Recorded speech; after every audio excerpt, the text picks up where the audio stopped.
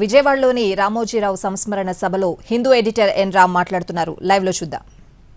Newspapers they worked for, so much responsibility for seeing the protest movement through vested with the Editors Guild of India, which then as now had its work cut out. I worked closely with Sri Ramoji Rao during this inspiring movement and was deeply impressed by his leadership qualities, firmness and steadfastness on the principles at stake, clarity on the goal to be achieved, and that goal was unconditional withdrawal of the defamation bill, but also wise diplomacy in allowing the government to save face. That was precisely what happened. The leadership of the movement and the lakhs of journalists involved stood firm. And to the credit of Prime Minister Rajiv Gandhi, when he realized what he was up against, he summoned an emergency cabinet meeting where he announced that the defamation bill would be withdrawn immediately. He also signed a press release stating that a free press is an integral part of the inner strength and dynamism of our democracy. I remember even now Sri Ramoji Rao's quiet and complete satisfaction over the goal achieved, but no sense of triumphalism, not in the least.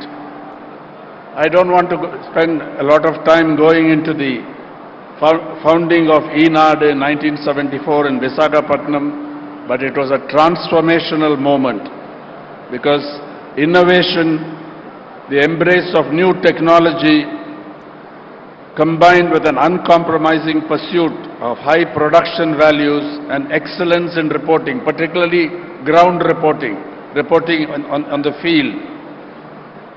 Robin Jeffrey, the Australian political scientist, in his book India's Newspaper Revolution, has a lot to say about the pioneering qualities of Sri Ramoji Rao and ENAD, its marketing methods, its bringing out district editions, covering local news close to the people, its pursuit of credibility and serving up interesting stories, but that were important.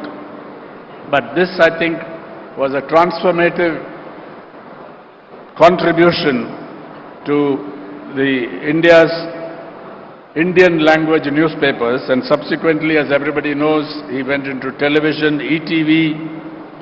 But what stood out was a clear vision that newspapers had every right to take political positions, but they must remain independent from government pressure and assault. And whatever assaults came his way, we know what happened earlier and more recently towards the end of his life. He stood brave, basically saying that let them take away everything, I'm willing to face it, but I will not give up these principles and the stand that I've taken. And that is something that is rare today in Indian journalism. His love of the Telugu language, his contribution to the Telugu language, ENAD is introducing a new vocabulary, has been written about. I won't say anything about his contributions to the world of cinema and building a great infrastructure for it, the Ramoji Film City.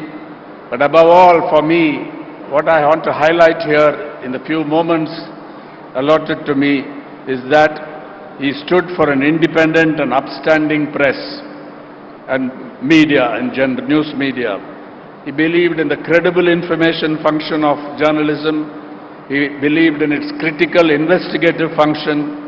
He believed in its educational function, and it also contributed to setting a good agenda. That's what he believed in. Sri Ramoji Rao was targeted viciously because those who could not stomach the spirit of independence he practiced all his life and the politics he championed thought they had detected a vulnerability given that he had other and diversified business interests. And that was targeted. They thought they could cripple his financial base, but they proved mistaken his inner strength and resilience and the strength, the internal strength of the organizations he had built and the governance that he had put in place prevailed over such attacks. I learned from his young family members, that he faced death stoically. I learned from them that he spoke to them about death, often saying essentially that since it was inevitable, there was nothing to fear. One of his granddaughters yesterday at the hotel I was staying related this to me, and I think he waited and achieved what philosophers term a good death. We will not be honoring and commemorating the legacy of Sri Ramoji Rao, an outstanding and historic figure in the media, in the history of the Indian press and the media in general, if we do not stand up and fight for the values of freedom, democracy and independence that he stood for.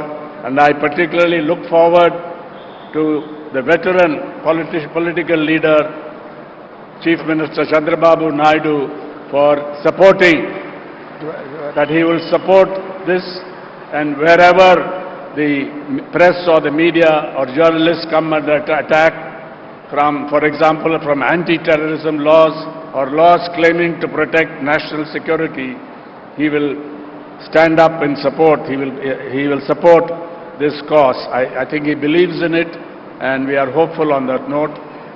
This is our best.